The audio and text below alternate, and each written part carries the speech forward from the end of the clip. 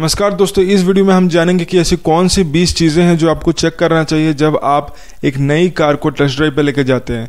अगर आप used car को भी टेस्ट ड्राइव पे लेके जा रहे हैं तो ये चीज़ें आपको चेक करनी चाहिए। लेकिन यूज्ड कार को जब आपको चेक कर रहे हैं तो कौन कौन सी चीज़ें आपको चेक करना चाहिए, उसके लिए एक अलग वीडियो मैंने पहले बना चुका हूँ और उसे आप देख सकते हैं। उसका लिंक मैं डिस्क्रिप्शन में भी डाल दूंगा। लेकिन इस वीडियो में मैं आप लोगों को एक जनरल ओवरव्यू, नई कार हो या यूज्ड कार, दोनों को टेस्ट ड्राइव करने पे आपको जो चेक करना चाहिए वो मैं बताऊंगा। 20 चीज़ें ऐसी जो आपको चेक करनी है। अगर आप इस चैनल पे नए हैं तो मैं आपको बता दूं, इस चैनल पे car driving tutorials, car reviews, car repair videos और लेटेस्ट न्यूज़ अपडेट्स आते रहते हैं। तो आपका सब्सक्राइब करना और बेल आइकन प्रेस करना बनता है, तो ज़रूर सब्सक्राइब करें और बेल आइकन ज़रूर प्रेस करें। तो दोस्तों, पहली चीज़ जो है वो आपको जो चेक करनी है वो इंजन नॉइज स्टार्ट करने पर। जब आप इंजन को ऑन करते हैं और गाड़ी को स्टार्ट करते हैं तो उस टाइम पर जो इंजन नॉइज कितना आ रहा है, क्या वो अनबेरेबल है, कार के अंदर से कितना आ रहा है, खिड़कियाँ खुली है तो कितना आ रहा है। और इसी टाइम पर आप अगर चेक कर सकें कि पीछे से धुआं कितना उठ रहा है, और धुआं जो उठता है उसका अलग अलग मीनिंग होता है, जो खराबी हो सकती है। जनरली जब आप टेस्ट ड्राइव पर लेके जाते हैं तो आपको एक यूज़ की हुई कार या फिर जो डीलर की कार है वो दी जाती है, ठीक है। तो उसमें वो पुरानी हो सकती है, उसमें कितने किलोमीटर चला है, उसके बाद आपको ये सारे जो सिनेरियोज हैं वो आप फेस कर सकते हैं। उसमें भी मेंटेनेंस ये लोग करते हैं, फिट जो भी प्रॉब्लम्स है उसको फिट करते हैं। लेकिन फिर भी कुछ ऐसी प्रॉब्लम्स है जो रह जाती हैं। तो वो प्रॉब्लम्स अगर आप इस टाइम पर ही आप निकाल लें, इस टाइम पर आप जान जाएं, तो आपको फ्यूचर में आसानी होगी समझने में कि कौन कौन सी प्रॉब्लम्स आ सकती हैं, ठीक है। तो इसीलिए मैं बोलूँगा कि स्टार्ट करने पर सबसे पहले आप इंजन नॉइज़ कितना है और उसके बाद पीछे से अगर धुआं निकल रहा है वो। उसके अलावा आप यूज्ड कार का जो मेरा वीडियो है अगर वो देखें तो उसमें मैंने कुछ पॉइंट्स बताए थे कि उसको यूज्ड कार को आप जब चेक कर रहे हैं तो लीकेज वगैरह जो है वो आ रही है कोई समस्या, या जो अलग अलग स्मोक निकल रहा है उसका क्या मीनिंग है। उसके अलावा जो मैंने कई सारी चीज़ें बताई थी तो वो भी अगर आप इस टाइम पर, जैसे कि मानो 2000 किलोमीटर 3000 किलोमीटर्स इस ये आपकी जो डीलर वाली कार है जिसको आप टेस्ट ड्राइव पे लेके जा रहे हैं वो चल चुकी है, तो उसके बाद आपकी कार में भी ये समस्या आ सकती हैं। तो आपको वो सब चीज़ें अगर आप चेक करना चाहें, उसमें से कुछ इंपॉर्टेंट चीज़ें भी तो अच्छी है। लेकिन स्मोक एक चीज़ है जो आप इसी टाइम पर चेक कर ले। उसके बाद इंजन नॉइज एक चीज़ है जो आपको चेक करने की ज़रूरत है। चाहे आप हैचबैक ले रहे हैं, चाहे आप सीडान ले रहे हैं, कोई भी कार ले रहे हैं, इंजन नॉइज एक बार आप देख लीजिएगा। Car vibration at high speed, जब आप गाड़ी को स्टार्ट करते हैं उस टाइम भी थोड़ा वाइब्रेशन होगा, होना तो नहीं चाहिए। लेकिन उसके अलावा जब आप गाड़ी को चला भी रहे हैं तो हाई स्पीड पर जैसे ही आप आते हैं तो कार वाइब्रेट करने लगती है। वर्स, स्टीयरिंग व्हील वाइब्रेट करने लगती है। अगर ऐसा हो रहा है आपकी कार में तो एक डाउन साइड है आपकी कार की टेस्ट ड्राइव में। अगर वैसा आपको फील हो रहा है कि वाइब्रेशन हो रहा है, यानी कि दरवाजे वाइब्रेट कर रहे हैं, या मतलब आपके आगे वाली इंजन वाइब्रेट कर रहा है, या स्टीयरिंग व्हील अब वाइब्रेट कर रही है, ये जो वाइब्रेशन होती है ना कार की, ये बैड पॉइंट होती है। आप ज़रा सोचिए, आप हाईवे पे हाई स्पीड पे चला रहे हैं, उस टाइम वाइब्रेशन कितना ज़्यादा आपको एक तरह का डिस्ट्रैक्शन भी कर सकती है अगर बहुत ज़्यादा वाइब्रेशन हो रहा है तो। और ऑब्वियसली कंफर्ट नहीं फील होता है अगर वाइब्रेशन हो रहा है तो, ठीक है। तो इसीलिए मैं बोलूँगा वाइब्रेशन भी आप एक चीज़ है जिससे आपको चेक करने की ज़रूरत है। कार ज़्यादा वाइब्रेट नहीं करना चाहिए हैचबैक्स कार में, क्योंकि वो लोग कॉस्ट कटिंग करते हैं उसमें। खास करके कुछ कार्स, जैसे कि मैं किसी कार को स्पेसिफिकली नहीं टारगेट करना चाहता, पर एक रेडिगो एक कार है जिसमें आप देख सकते हैं उसमें कॉस्ट कटिंग अंदर से जो इंटीरियर्स में हुई है तो वाइब्रेशन आप देख सकते हैं। उसी तरह कई और कार्स में भी आप देख सकते हैं कि वाइब्रेशन होता है। लेकिन तो ये आपको चेक करने की ज़रूरत है, ठीक है।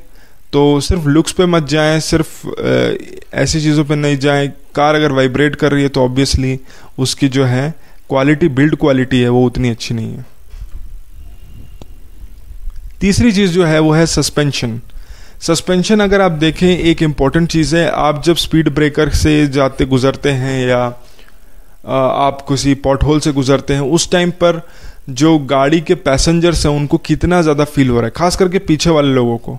क्योंकि हम जब ड्राइव करते हैं तो पीछे वाले लोगों का कई बार केयर करना भूल जाते हैं, तो उनको कितना ज़्यादा वो जंप हो रहा है, वो सब हो रहा है।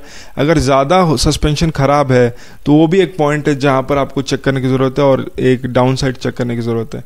अगर ज़्यादा सस्पेंशन अच्छा नहीं है तो, अगर बैड साइड में सस्पेंशन है तो वो भी एक बुरी बात है। तो इसलिए सस्पेंशन अच्छा होना चाहिए। स्पीड ब्रेकर से आप गुजरे तो ज़्यादा फील नहीं होना चाहिए स्पीड ब्रेकर, है कि नहीं। आपको ये नहीं कि बहुत स्लो, मतलब 5 के स्पीड पे चलाना पड़ रहा है स्पीड ब्रेकर जब पार कर रहे हैं, तो ताकि ज़्यादा फील ना हो, समझ रहे हैं ना। तो वो हालत नहीं होनी चाहिए। ओके। एक्सेलरेट हार्ड, जब आप ड्राइविंग कर रहे हैं उस टाइम पर आप कभी कभी एक्सेलरेट हार्ड करें, ठीक है, मतलब ज़्यादा एक्सेलरेट करें। पिकअप देखें कितना है, अगर पिकअप ज़्यादा अच्छा नहीं है तो वो भी एक बैड साइन है। कितना टाइम ले रहा है गियर, हायर गियर में जाने के लिए या स्पीड बढ़ाने के लिए कितना टाइम ले रहा है। उसी टाइम पर इंजन नॉइज भी देखें, जब आप एक्सेलरेट हार्ड करते तो इंजन नॉइज कितना आ रहा है, लोअर गियर्स में इंजन नॉइज कितना आ रहा है, क्या ये अनबियरेबल है। ठीक है, मैं और कुछ और पॉइंट्स बताऊंगा जो आपको इसमें ऐड करें। अगर इंजन नॉइज चेक उस टाइम पर करें तो और अच्छा रहेगा आपके लिए। लेकिन एक्सेलरेट हार्ड कीजिए और अब देखिए बहुत ज़्यादा इंजन नॉइज हो रहा है या बहुत ज़्यादा धुआं निकल रहा है या कुछ, तो ये भी एक बुरी बात है, ये भी एक डाउन साइड है। तो ये भी आप चेक कर रहे हैं। जब कार्स को आप कंपेयर कर रहे हैं तो आप जान सकते हैं नेगेटिव पॉइंट्स जिसमें कम हो उसको आपको लेना चाहिए। तो टेस्ट ड्राइव एक बहुत आसान तरीका है इसको देखने के लिए। उसके अलावा मैं बोलूँ shifting gear and watch pickup, यानी कि आपको क्या करना है, गियर चेंज करना है। आपको हायर गियर्स में जाना है, आपको लोअर गियर्स में जाना है, और फिर आपको देखना है स्पीड चेंज कितने टाइम में हो रहा है। ठीक है, क्योंकि आप हाईवे पे होते हैं उस टाइम पर आपको कभी कभी स्लो हो जाना पड़ता है क्योंकि आगे गाड़ी है, फिर उसके बाद वापस फास्ट होना पड़ता है। तो कितना टाइम ले रहा है ये सब चीज़ में। देखिए लेन आप चेंज कर रहे हैं, पीछे से हाई स्पीड में गाड़ी आ रही है, आपको लेन चेंज करना है, उनके लेन में आना है, तो आपको हाई स्पीड में ही रहना पड़ेगा। तो अगर पिकअप बहुत स्लो हुआ उस टाइम पर तो एक्सीडेंट हो सकता है।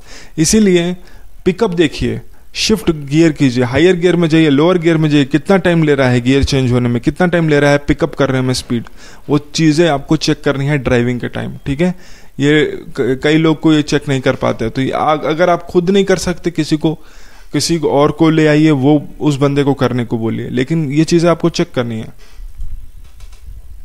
ब्रेकिंग डिस्टेंस एक और इम्पॉर्टेंट चीज़, अचानक से आपको कभी कभी ब्रेक लेना पड़ जाता है। हाई स्पीड में आप जा रहे हैं फिर अचानक से ब्रेक लेते हैं, तो ये ब्रेकिंग डिस्टेंस कितना है, कितना टाइम पर आपका ब्रेक लग रहा है, कितना दूरी तक जा रहा है ब्रेक लेने के बाद, ब्रेक कितना ज़्यादा मुश्किल है, कितना आसान है, वो आपको देखने की ज़रूरत है। ठीक है, बहुत ज़्यादा लोगों के लिए अनकंफर्टेबल ना हो, बहुत ज़्यादा आगे की ओर लोग पुश ना हो जाएं जैसे आप ब्रेक लें।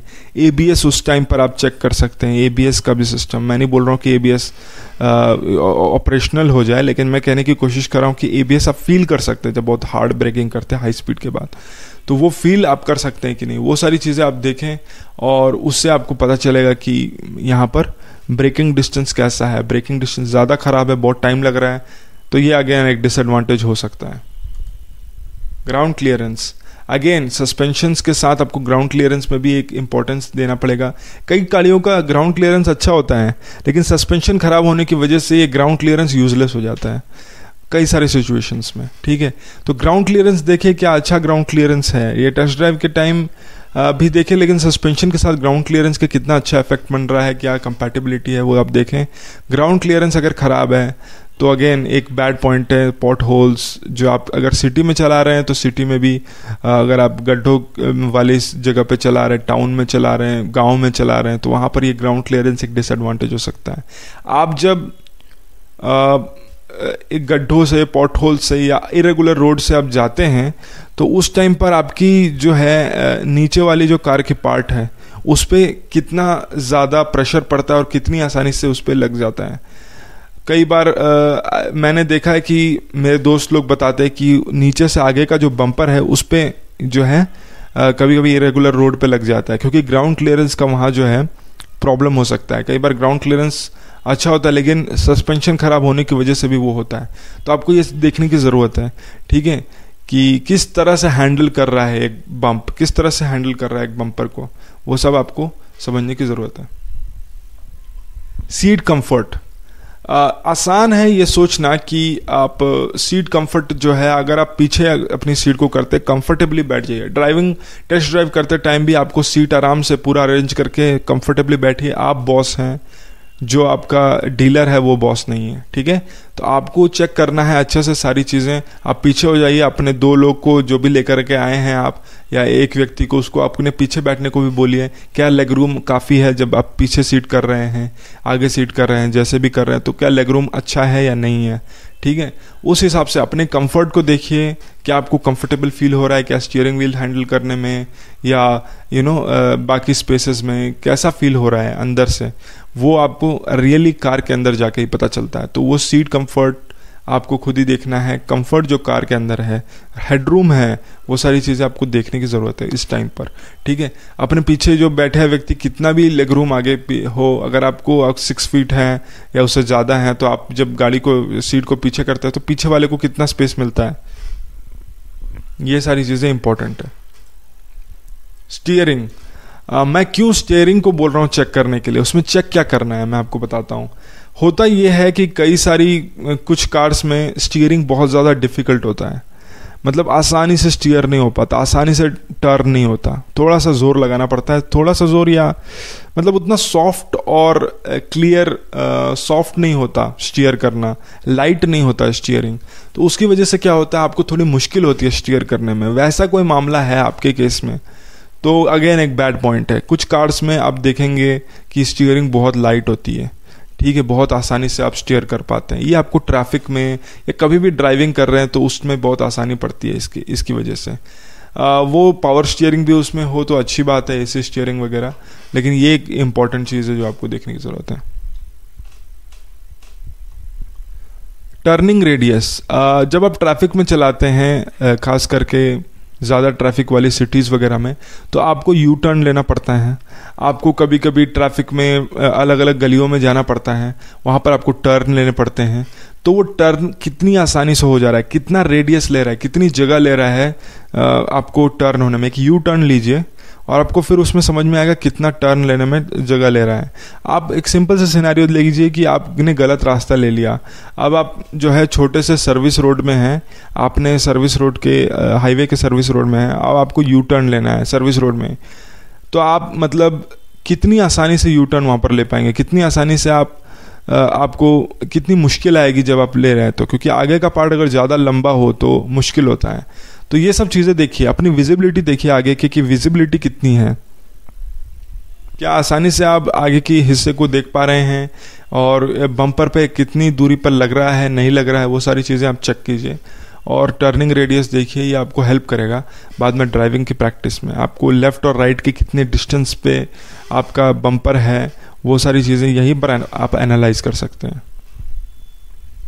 एसी नॉइज़ और कूलिंग, एसी नॉइज़ और कूलिंग एक इम्पॉर्टेंट चीज़ है। देखिए जब आप गाड़ी को एसी चलाते हैं, आपको मतलब एसी ऑन किया, आपने गाड़ी स्टार्ट किया, चला रहे हैं आप, तो एसी का नॉइज़ कितना है। इंजन नॉइज़ तो एक चीज़ हो गई जो आपने चेक किया, एसी का भी एक नॉइज़ आप चेक कीजिए। हाई एसी पर रखिए और उसमें देखिए कि कितना ज़्यादा नॉइज़ कर रहा है ये, म्यूज़िक ऑन किए बिना क्या रियली सुनाई दे रहा है एसी का नॉइज़। और कूलिंग कैसा है वो भी उस टाइम पर चेक कीजिए, क्योंकि कूलिंग जो है कितना टाइम लग रहा है, ये सब ऑब्जर्व। आपको कोई और बंदा भी साथ में है तो उससे भी बोलिए ये सब ऑब्जर्व करने कि नॉइज़ कितना है, उसके साथ साथ एसी का कूलिंग कितना है, अच्छा है, स्टार्ट करने के बाद कितना टाइम लगा पूरा अंदर के माहौल को ठंडा होने में। क्योंकि आप गर्मियों में चलाएंगे, समर्स में चलाएंगे, आप बाहर धूप हो रही है वहाँ पर चलाएंगे, कितना आसानी से आपको ये कूलिंग कर पा रहा है, ठीक है, ये आपको देखने की ज़रूरत है। तो यही टाइम है जब आपको ये सब चीज़ें चेक कर सकते हैं। माइलेज चेक, माइलेज चेक एक और चीज़ है जो इम्पोर्टेंट है। माइलेज में आपको शुरू में ही आप देख लीजिए टेस्ट ड्राइव से पहले कि कितना फ्यूल कंजम्पशन हो चुका है, और उसके बाद आपको चेक करना है कि कितना आपने फ्यूल कंज्यूम किया उतने डिस्टेंस के लिए, ठीक है। आप उसमें इंडिकेटर में भी देख सकते हैं कि कितना माइलेज अभी चल रहा है। तो अगर कोई फेक माइलेज बता रहा है, आपको बोल रहा है कि इतनी माइलेज सिटी ट्रैफिक में भी मिलेगी, इतनी माइलेज आपको हाईवे में मिलेगी, यहाँ पर कोई झूठ नहीं हो सकता। यहाँ पर टेस्ट ड्राइव आप कर रहे हैं, यहाँ पर आप खुद देख सकते हैं कि कितना आपको माइलेज मिलेगा। तो ये बहुत अच्छी जगह है जहाँ पर आपको माइलेज चेक करना चाहिए, और ताकि आपको कोई झूठ ना बोल सके, ठीक है। ये सब चीज़ें अगर आपको मालूम नहीं है तो जो आपको डीलर बोल रहा है वही आप मान करके आप खरीद लेंगे गाड़ी। तो ये आपको खुद चेक करना चाहिए माइलेज कितना आ रहा है, ओके। तो ये एक अच्छा टाइम है माइलेज चेक करने का। एक पैसेंजर बनिए, मेरा इससे क्या कहने का मतलब है, आप जो दूसरे बंदे को भी लेके जा रहे हैं या खुद भी पैसेंजर बनिए।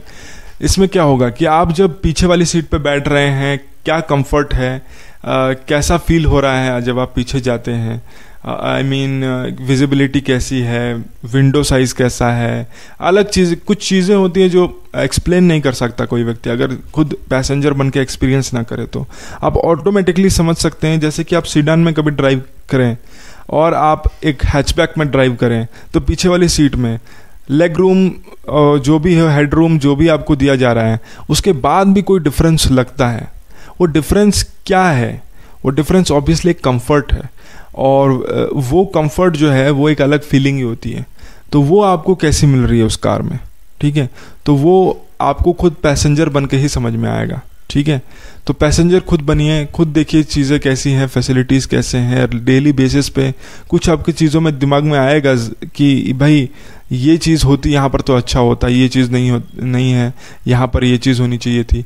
ये सारी चीज़ें आपको मिलेंगी। जैसे कि सिंपल चीज़ें, पीछे स्पीकर्स क्यों नहीं है, पीछे एसी वेंट्स क्यों नहीं है, फिर ठीक है, तो ये सारी चीज़ें हैं। कैबिन में कैबिन लाइट है कि नहीं, ओके? तो ये सारी चीज़ें आप जब कार में ड्राइव करेंगे तो ये सब नोटिस करेंगे, ठीक है, पैसेंजर के रूप में जब आप ड्राइव कर रहे हैं तो। और एज ए ड्राइवर आप ये सारी चीज़ें सोचते भी नहीं है कि नहीं, पीछे वाली सीट के वाले व्यक्ति के बारे में कम से कम।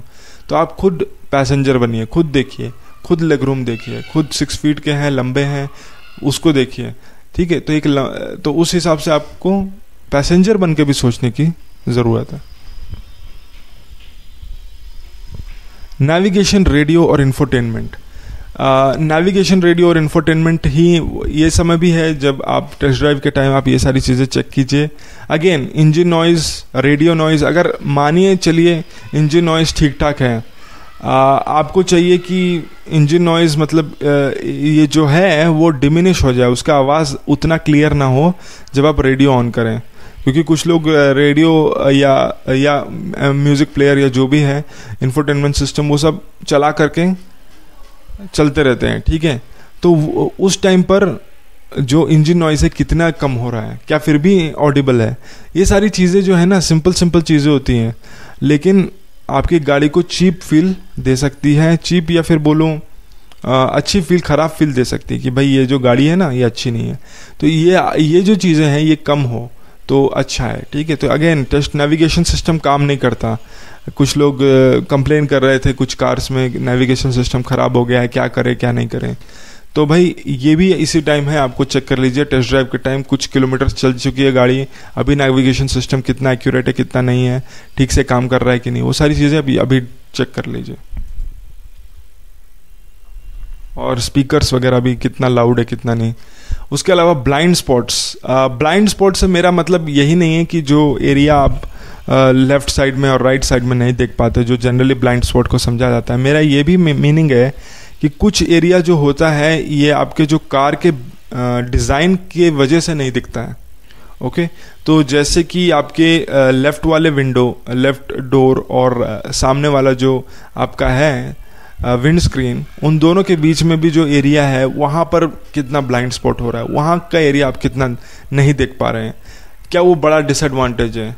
एक ट्रैफिक वाली सिचुएशंस में आप देखें तो वो क्या उसे ठीक से आप देख नहीं पा रहे हैं, कितनी आगे टर्न है कितना नहीं, ये सब उस टाइम पर आप जब ड्राइविंग कर रहे हैं तब आपको ये रियलाइज़ होगा कि अगर ज़्यादा आगे का जो है विजिबिलिटी क्लियर होनी चाहिए, विजिबिलिटी कम क्लियर है ट्रैफिक सिचुएशंस में, फिर ड्राइव करना मुश्किल हो जाएगा आपके लिए बाद में। तो इसलिए यही टाइम है जब आपको चेक करने की ज़रूरत है कि ब्लाइंड स्पॉट्स ज़्यादा ख़राब हैं या ठीक ठाक हैं।